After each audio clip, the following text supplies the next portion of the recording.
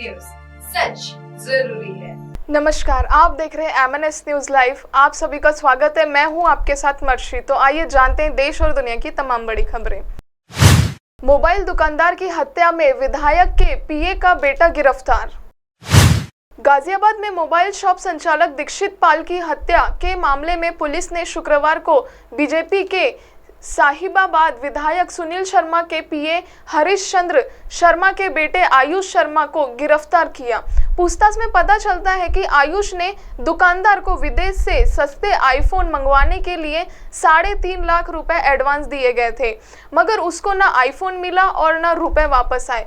इस पर आरोपी ने बातचीत के लिए दुकानदार को घर बुलाया और बेसबॉल के डंडे से प्रहार कर उसको जान से मार डाला। 30 वर्षीय दीक्षित पाल साहिबाबाद थाना क्षेत्र में अर्थला स्थित अंबेडकर कॉलोनी के रहने वाले थे। वसुंधरा में उनकी मोबाइल शॉप है। गुरुवार दोपहर वे घर पर खाना खाने आए। इस दौरान एक कॉल आने पर स्कूटी लेकर बाहर निकल गए। शाम करीब 3:45 बजे दीक्षित पाल की लाश बंद बोरे में उन्हीं के स्कूटी पर मिली। ये स्कूटी अर्थला के पास दशमेश वाटिका की दीवार सहारे खड़ी थी।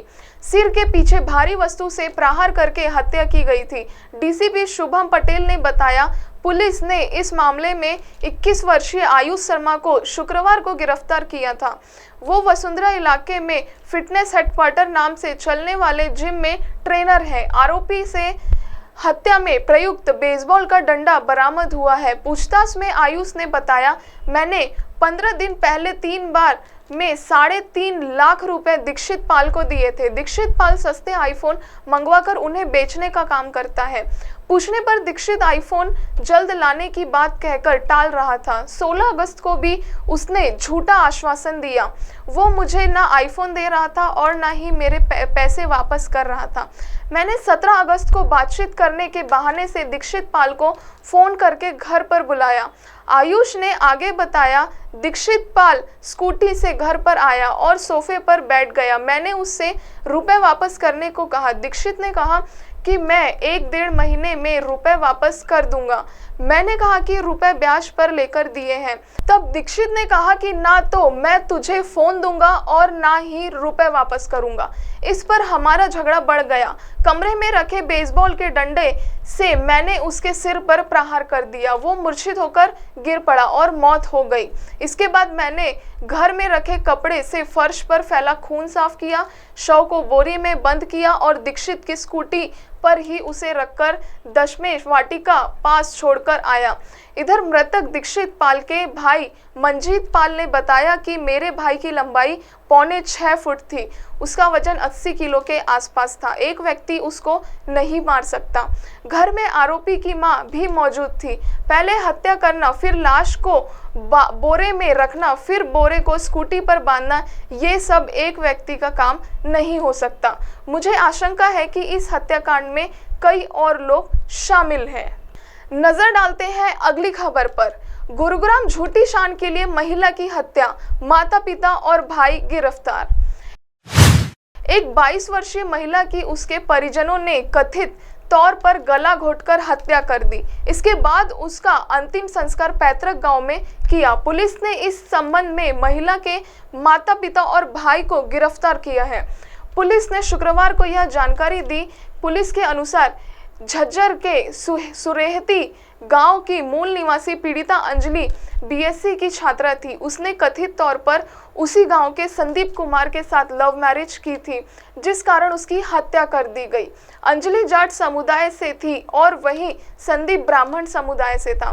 दिसंबर 2022 में शादी के बाद महिला अपने पति के साथ गुरुग्राम के आरव सोसाइटी सेक्टर 102 में किराए के फ्लैट में रहती थी। कुछ दिन बाद अंजलि का भाई कुणाल भी अपनी पत्नी के साथ बहन की फ्लैट में रहने लगा था। पुलिस की प्रारंभिक जांच में पता चला कि महिला ने अपने परिवार के विरोध के बावजूद संदीप कुमार से शादी की थी।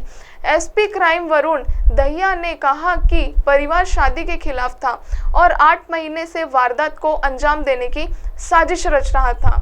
गुरुवार को जब अंजलि अपने भाई कुणाल के साथ अकेली थी तो उसने अपने माता पिता कुलदीप और रिंकी को सूचित किया कि गुरुग्राम पहुंचे।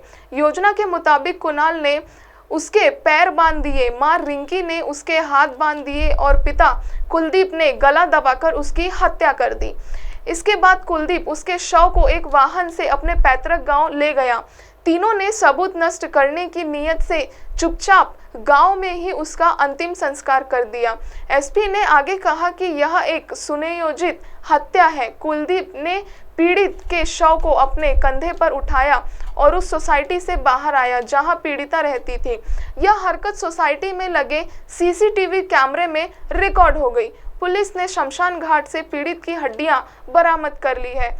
उन्हें पोस्टमार्टम के लिए भेज दिया गया है। पुलिस ने बताया कि आगे की जांच के लिए राजेंद्र पार्क पुलिस स्टेशन में संदिग्धों के खिलाफ हत्या और आईपीसी की अन्य संबंधित धाराओं के तहत मामला दर्ज कर लिया गया है। ऐसे ही क्राइम की अगली खबर पर नजर डालते हैं।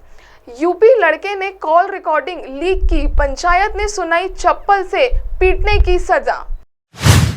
उत्तर प्रदेश के हापुड़ जिले में एक लड़के ने लड़की के साथ चैट का वीडियो वायरल कर दिया। इसके बाद पंचायत ने लड़के को चप्पल से पीटने का आदेश दिया। आरोपी ने एक लड़के के साथ अपनी बातचीत रिकॉर्ड कर ली थी, फिर कथित तौर पर इसे सोशल मीडिया प्लेटफॉर्म पर वायरल कर दिया गया था। इस सजा का एक वीडियो भी सोशल मीडिया पर वायरल हो गया है, जिसमें पीड़ित लड़की लड़के को चप्पल से पीटती नजर आई। एक ग्रामीण को लड़के को अपना चेहरा ना छिपाने की हिदायत देते हुए और उसकी शर्ट फाड़ते हुए भी देखा जा सकता है। गांव के लोगों ने लड़के को लड़की से माफी मांगने का भी आदेश दिया। गढ़मुक्तेश्वर क्षेत्र के सर्कल अधिकारी अभिषेक सिन्हा ने कहा कि लड़की के 13 अगस्त को उस व्यक्ति के खिलाफ बहादुरगढ़ पुलिस स्टेशन में शिकायत दर्ज कराई गई थी। उन्होंने बताया कि लड़की और लड़का रिलेशनशिप में थे। परिवार को सोशल मीडिया पर वायरल हो रहे वीडियो के बारे में पता चला तो लड़की ने शिकायत दर्ज कराई। हापुड़ जिले के गढ़मुक्तेश्वर क्षेत्र के सर्कल अधिकारी अभिषेक सिन्हा ने कहा कि लड़की की शिकायत पर मामला दर्ज कर लिया गया है और जांच चल रही है।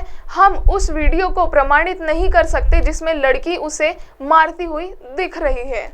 अब आप हमारे चैनल को आपके मोबाइल ऐप पर भी देख सकते हैं। मोबाइल में देखने के लिए प्ले स्टोर से MNS news TV app download करें। इंस्टा, ट्विटर, फेसबुक तथा अन्य सोशल मीडिया प्लेटफॉर्म पर हमारा चैनल उपलब्ध है। आप हमारे चैनल को लाइव भी देख सकते हैं www.mnsnews.com पर। फिलहाल वक्त हो चुका है एक ब्रेक का। ब्रेक से लौटने के बाद देखेंगे देश और दुनिया की तमाम बड़ी खबरें। नमस्कार।